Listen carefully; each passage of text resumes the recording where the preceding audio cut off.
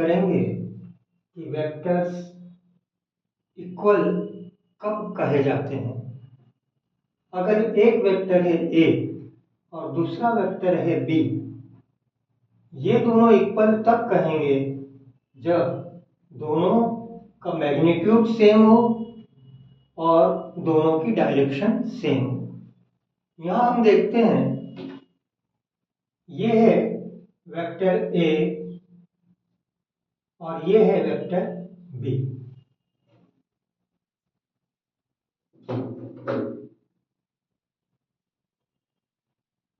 इस केस में ये इसका मैग्नीट्यूड है और ये इसकी डायरेक्शन है। ये मैग्नीट्यूड है और ये डायरेक्शन है। ये दोनों मैग्नीट्यूड सेम है, साथ ही साथ ये दोनों डायरेक्शन एक दूसरे के पैरेलल है। इसलिए हम कहेंगे कि vector A is equal to vector B. अब मान लो इन दो वेक्टर्स को ये सेम है या नहीं है इससे मतलब नहीं है, हमें उनको जोड़ना है, एडिशन करना है। उस केस में ये वेक्टर ए है, मैं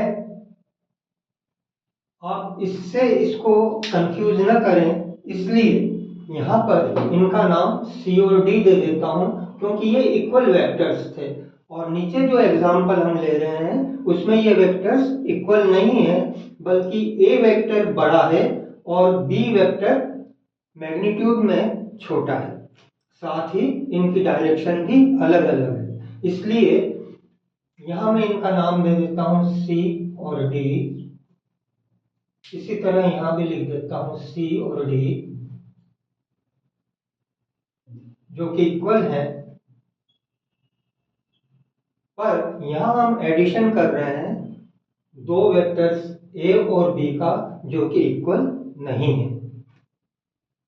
अब ये वेक्टर ए है, ये वेक्टर बी है और जैसा अभी थोड़ी देर पहले हमने बात की कि यहां पर पैरेललोग्राम का लॉ ऑफ पैरेललोग्राम अप्लाई होगा इन दो वेक्टर्स को जोड़ने के लिए।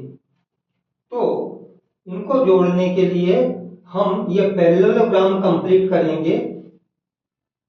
इस वेक्टर के पैरेलल ये लाइन खींचेंगे और इस वेक्टर के पैरेलल ये लाइन खींचेंगे। ये पैरेललोग्राम बन गया। अब इसका जो डायगोनल होगा पैरेललोग्राम का, that will represent the sum of vector A plus B. ये इसका डायगोनल है। अब इस सम को हम इस फॉर्मूले से निकालेंगे।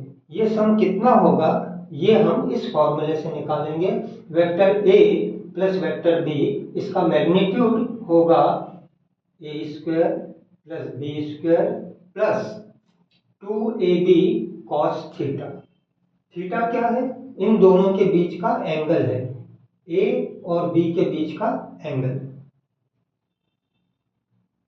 ये कैसे निकला ये हम आगे देखेंगे, पर उसके पहले सिर्फ मैग्नीट्यूड नहीं, हमें डायरेक्शन भी निकालनी पड़ेगी। और डायरेक्शन इसकी क्या है? ये सम जो है इस डायरेक्शन में जा रहा है। इसका मतलब ये एक्स एक्सिस से अल्फा एंगल बना रहा है। अगर हम अल्फा निकाल लें तो हमें डायरेक्शन पता चल जाएगी। अब अल्फा निकालने के लिए हम टेन अल्फा लेते हैं। टेन अल्फा निकालने के लिए यहां हम समझ लें इसको,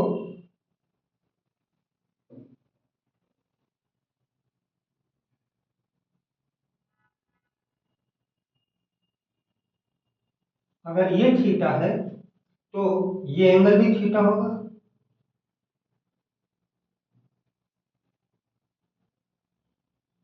सबसे पहले हम जानते हैं कि tan alpha will be equal to से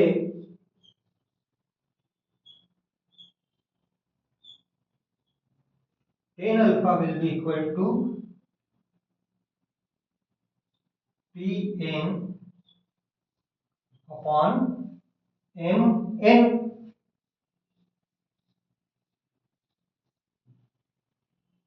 Now how to find Pn and Mn?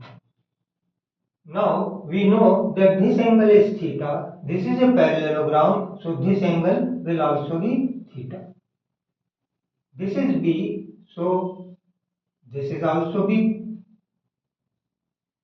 Now if this is B, then this length will be B sine theta. And this horizontal length will be this much, B cos theta. How did we get it? B sin theta हमने कैसे निकाला? हमें पता है tan theta is equal to, यहां मैं लिखता हूं, Pn upon, say this point is Q, Qn, Pn upon Qn. Now how to find Pn? Pn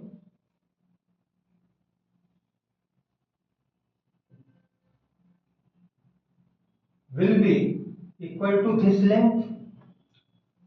Okay, before that, rather than tan theta, we should say sin theta. How much will be sin theta? Perpendicular Pn upon hypotenuse PQ. I should write here hypotenuse. Now, PQ sin theta. This is Pn. This we want to find out. So Pn will be equal to PQ sin theta. Now, how much is PQ? PQ is B.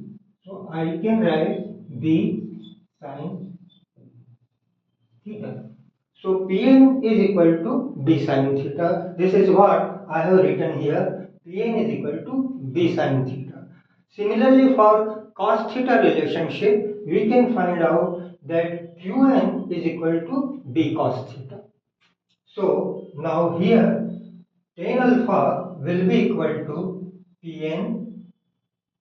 Pn is B sin theta